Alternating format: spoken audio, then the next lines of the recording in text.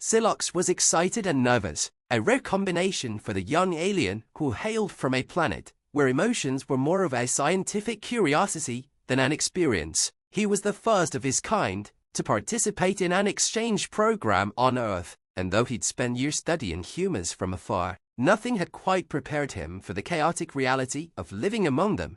His Earth partner, a student named Max, was supposed to guide him through the strange customs and ways of human life. Max, however, had a reputation for being a prankster, something Silox couldn't fully comprehend. Humor, after all, was an alien concept to him. "All right, Max said, smirking as he handed him a small, dark cup filled with a strange-smelling liquid. "This is your first step into becoming more human. Drink it." Silox looked down at the cup and sniffed it cautiously. "Is this one of your energy liquids? Coffee, I believe it is called." "Yup, it'll help you focus, and it's part of every human's daily routine. Just drink it fast."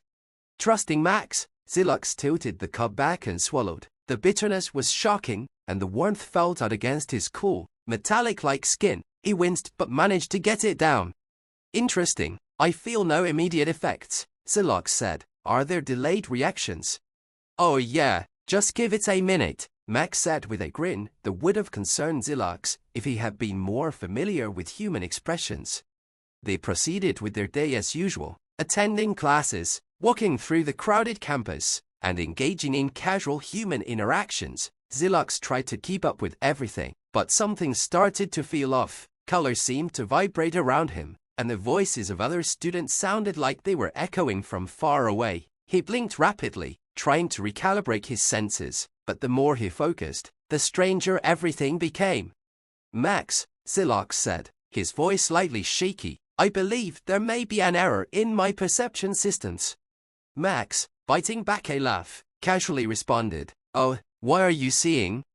"The sky. It is undulating in waves, and the humans' faces, their expressions seem distorted, exaggerated, almost comical. That tree, it just winked at me." Max couldn't hold it in anymore and burst out laughing. "Oh man, I didn't think it would hit you this hard." Silox turned to Max, his normally expressionless face now showing the faintest hint of confusion. "Hit me?" as something infected my visual receptors. Max wiped a tear from his eye, still chuckling. "Nah, buddy, that's just caffeine. You're seeing things because you're not used to it. Welcome to being a human on a caffeine high." Silox processed this. Caffeine, a substance he had read about, was known to stimulate the human nervous system, but for his species, whose physiology was vastly different, the effects were clearly more intense. As the hallucinations grew stranger, Silox could see shapes moving in his peripheral vision. The trees swayed like dancers, the clouds twisted into odd faces, and even Max's laughter seemed to warp the space around him. "I am uncertain if I enjoy this," Silox admitted as he stared at a particularly colorful bush that now seemed to be singing. Max, still grinning, patted him on the shoulder. "Don't worry, it wears off in a couple of hours. Maybe stick to water next time." "Well," Silox nodded, though his mind was struggling to keep up with the rapidly shifting visuals. Despite the bizarre experience, he realized something crucial about humanity thrived on unpredictability, on the strange and unexpected. While Silox had spent years preparing for his time among them by studying their technology and history, nothing could have prepared him for this. The real essence of humanity was in their chaotic, imperfect, and often irrational experiences. Later that evening, as the effects of the caffeine finally began to subside, Silox reflected on the day's events. His mind had expanded in ways he had never imagined, not because of the chemical effects, but because of the realization that being human was not just about understanding their customs or their language. It was about embracing the chaos, the unpredictability, and sometimes the absurdity of life itself. As Silox lay down in his dorm, staring up at the ceiling that, thankfully, had stopped shifting, he smiled in his own subtle way. Maybe, just maybe, there was more to being human than he had originally thought, and, if that meant experiencing the strange and the bizarre, Silox was ready to follow Max's lead even if it involved a few more caffeine-induced hallucinations along the way. In the end, Silox realized that, to truly understand humanity, he would have to do more than study them. He would have to experience their world, their way, even if it meant seeing strange things now and then. The next morning, Zilox felt more grounded, his perception returning to its normal, precise state. He'd spent the night recovering from his caffeine-induced hallucinations, and though the experience had been overwhelming, a part of him was intrigued by the bizarre nature of it all. Max, of course, greeted him with his usual mischievous grin. "So, how was your first taste of human life?" Max asked, leaning against the doorframe of their dorm room, clearly amused by the previous day's events. Zilox, still recalibrating his sensors to adjust to Earth's daylight, gave a slow nod. "It was unique. I experienced sights and sensations that are far beyond my planet's standard of reality. However, I must question the purpose of such experiences. Are they common among humans?" "Well, not all humans see trees wink at them," Max replied, chuckling, "but life here on Earth, it's all about doing things you don't expect. That's where the fun is." Zilox tilted his head. "Curious. Fun. I have observed this concept in my studies, but have not fully understood its purpose. My people are driven by logic and knowledge acquisition, not randomness." Max shrugged. "That's the difference. I guess you guys want to know everything up front, but humans, we learn by jumping into things, making mistakes, and seeing what happens. It's how we survive, how we've always survived." Zilox pondered that as they made their way across campus. Today was their free day, meaning no structured classes, just exploring and learning about life on Earth outside the academic walls. Max had decided to take Zilox on an adventure, something he cryptically referred to as a real human experience. "I've arranged for us to visit the city," Max said, his eyes gleaming with excitement. "You haven't seen real Earth until you've seen how humans live in their natural habitat." Zilox had assumed the campus, with its diverse human population, was already an accurate representation of Earth, but Max's eagerness convinced him otherwise. A city would be much more dynamic, a test of his adaptability, no doubt.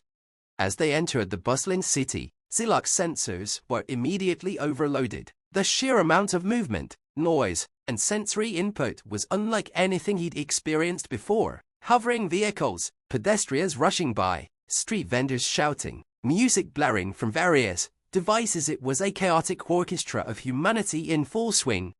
Zilox's normally stable perception began to falter. He couldn't keep up with the barrage of stimuli. Colors blurred, sounds merged, and people's faces flickered in and out of focus. He felt the same strange sensations he'd had after drinking the coffee.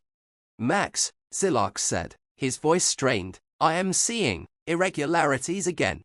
Max glanced at him, a hint of concern crossing his face. "You good, buddy? You sure you're ready for this? The city's a bit more intense than campus life."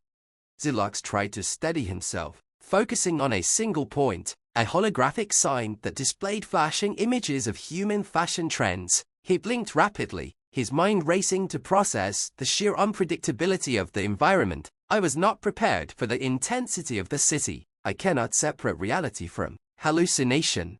Max stepped closer, placing a hand on Zilox's shoulder. "Hey, just breathe. Focus on one thing at a time. We humans are used to chaos. It's normal for us, but for you, it's probably like trying to understand a whole new dimension. Take it slow." Zilox took Max's advice, concentrating on his breathing, the technique he had learned it during his studies on Earth. Slowly, the overwhelming sensations began to settle. The colors returned to their natural hues, the sounds separated into identifiable sources, and the faces of the humans walking past became clear once more. Max guided Zilox through the crowded streets, pointing out various landmarks, from towering skyscrapers to crowded market stalls. To Zilox, it was a fascinating but chaotic mess of interactions, with humans bargaining, laughing, shouting, and moving in a constant flow of energy. It was so unlike his home planet, where every action was calculated and measured.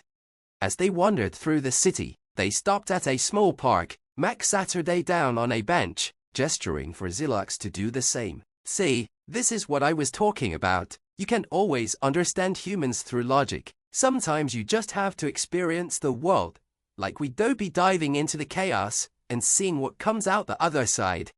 Zilox looked around the park. Here, the chaos seemed to subside. and he could observe human behavior more clearly. People walked their pets, children played on swings, and some Saturday under the shade of trees, reading or talking. There was a strange sense of harmony within the disorder. Humans weren't driven by logic alone. They thrived on experiences, on living in the moment. I see now, Silok said slowly. It is not the chaos itself that is important, but the way humans navigate it. You find meaning in unpredictability, in adapting to what you cannot control. Max nodded. Exactly. And that's what makes us who we are. It's messy, sure, but it's how we've survived all this time. It's our strength. Silok considered this. His people had always valued control, predictability, and precision, but perhaps there was something to be learned from humans. Their ability to thrive in an unpredictable world, to find purpose in chaos, was a strength in its own right.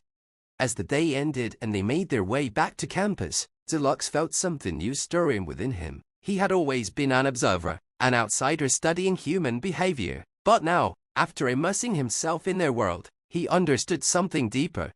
Perhaps, to truly understand humanity, he would have to embrace their way of life more fully. Chaos, unpredictability, and randomness were not flaws in their nature, they were their defining traits, and Silok, though still an alien, felt a small part of himself shifting, adapting to this strange new way of thinking. Max, Silok said as they reached their dorm, I believe I am ready for more human experiences, perhaps not caffeine again, but I am willing to learn more about your unpredictable ways. Max grinned. We're just getting started. Just wait until you try roller coasters.